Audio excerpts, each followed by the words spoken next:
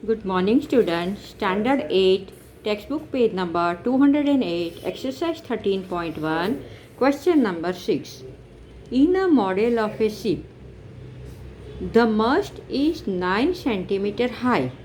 This is the ship, इसका mast 9 centimeter high, while the mast of the actual ship is 12 meter high.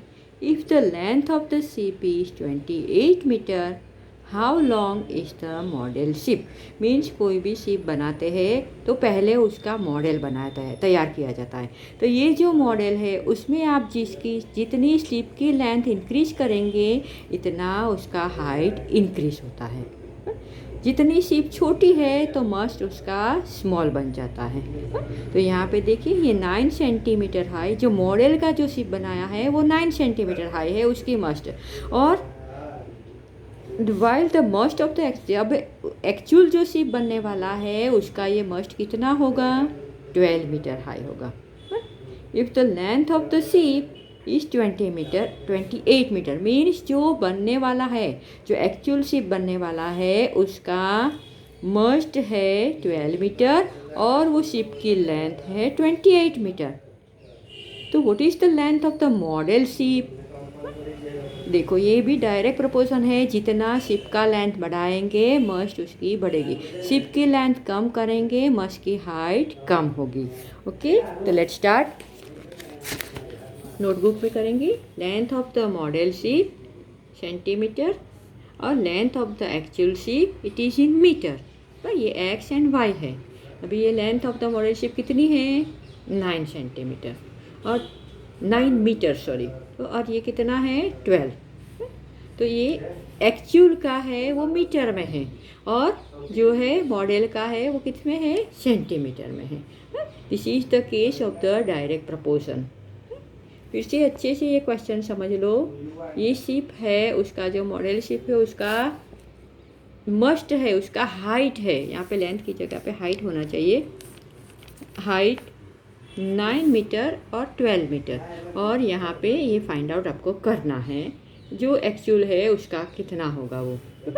तो 1 metre 100 centimetre, तो ये 12 metre, तो उसको क्या करेंगे 12 सेंटीमीटर, 1200 सेंटीमीटर। 28 मीटर तो क्या बन जाएगा उसको सेंटीमीटर में, 2800 सेंटीमीटर। क्योंकि हमें दोनों यूनिट सेम होने चाहिए, सेंटीमीटर मीटर इस तरह से अलग यूनिट नहीं चाहिए। अभी एक्स डायरेक्ट प्रोपोर्शन है तो x1/y1 is equal to x2/y2। x1 9 by 1200, 12 नहीं लिखेंगे यहाँ पे 1200 लिखेंगे, और x2 is equal x2 upon 2800। अभी x2 क्रॉस मल्टीप्लिकेशन करेंगे तो 9 multiply 2800 divided 1200 means x2 is equal to 21 centimetre. तो the length of the model ship is 21 centimetre. Length of the model ship actual की क्या थी, 28 थी, और मॉडल की क्या हो गई, 21। Okay, now question number 7। Suppose 2 kg of the sugar contain 9 multiply 10 raise to 6 crystal. Crystals means क्या, चीनी के दाने। 2 kg हम शुगर लेते हैं तो इसमें चीनी के दाने, चीनी के क्रिस्टल कितने हैं, sugar crystal 9 multiply 10 raise to 6। How many sugar crystal are there in 5 kg of the sugar and 1.2 kg of the sugar? Means यहाँ पे भी देखो, शुगर के वेट बढ़ाएंगे तो उसका क्रिस्टल्स अमाउंट बढ़ेगा, शुगर की वेट कम करेंगे तो क्रिस्टल अमाउंट कम होगा। मीन्स दोनों प्रोपोर्शन साथ में इंक्रीज हो रहे हैं, क्रिस्टल एंड वेट, तो it is also in direct proportion.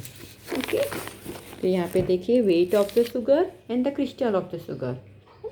तो ये 2 kg x1 तो 9 मल्टीप्लाई 10 रेज टू 6 उसके क्रिस्टल है। तो 5 kg जब वेट होगा शुगर का तो how much crystal of sugar, and 1.2 kg के लिए कितने हो गए शुगर के दाने क्रिस्टल्स, तो वो इसके लिए ये x3y3 ये x2y2। तो ये दोनों फाइंड आउट करना है। ये क्या है, weight of the sugar is increased then the crystal of the sugar also increase, weight of the sugar is decreased and crystal of the sugar is also decreased, means it is directly proportion। ये statement आपको लिखना है ताकि अच्छे से clear हो जाए। तो x1y1 is equal to x2y2, x1y1 is equal to x3y3। x1 है 2/9 मल्टीप्लाई 10⁻6 इक्वल टू 5/y2। अभी y2 क्रॉस मल्टीप्लिकेशन करेंगे तो 5 मल्टीप्लाई 9 मल्टीप्लाई 10⁻6 मल्टीप्लाई ये 2 आपका डिवाइड में जाएगा, ये दोनों को मल्टीप्लाई करेंगे। अभी 9 मल्टीप्लाई 10⁻6 डिवाइडेड 2। तो यहाँ पे 10⁻6 को हमने सेपरेट कर लिया है 10�5 मल्टीप्लाई 10। ये सेपरेशन किया है, एडिशन करेंगे तो 10⁻6 ही है, तो 10⁻6 को हमने 10 मल्टीप्लाई 10�5 में लिख के दिखाया है। कैंसलेशन 2 5 10। अभी 5 5 25, 25 9 225 मल्टीप्लाई 10⁻5। अभी 225 मल्टीप्लाई 10⁻5 उस लार्ज अमाउंट है, उसको हम क्या करेंगे स्टैंडर्ड फॉर्म में m मल्टीप्लाई 10⁻n के फॉर्म में कन्वर्ट करेंगे।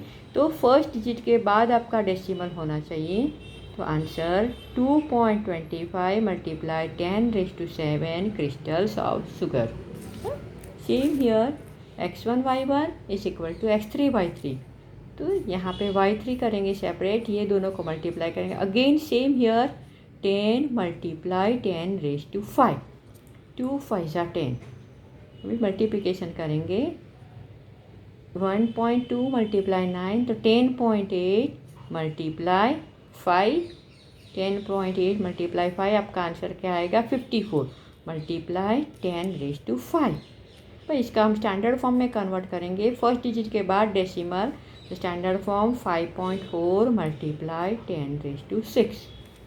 ठीक है, तो ये क्वेश्चन नंबर 7 और लास्ट में स्टेटमेंट में उसका आंसर है There are 2.25 multiply 10⁻7 crystals of the sugar in 5 kg of the sugar, and there are 5.4 multiply 10⁻6 crystal of the sugar in 1.2 kg of the sugar. Okay. Question number 8. Rasmi has a road map with a scale of the 1 centimeter representing 18 kilometer. जो road का map है उसमें क्या बता रहा है 1 centimetre means कितना kilometre 18 kilometre. She drives on a road of the 72 kilometre. What would be her distance cover in the map.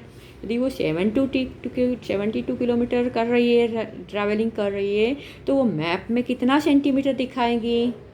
Okay, तो बहुत ही ईजी है। ये देखिए actual distance by distance in a map. Actual distance कितना है 18 kilometre, तो map में क्या दिखा रहा है 1 सेंटीमीटर।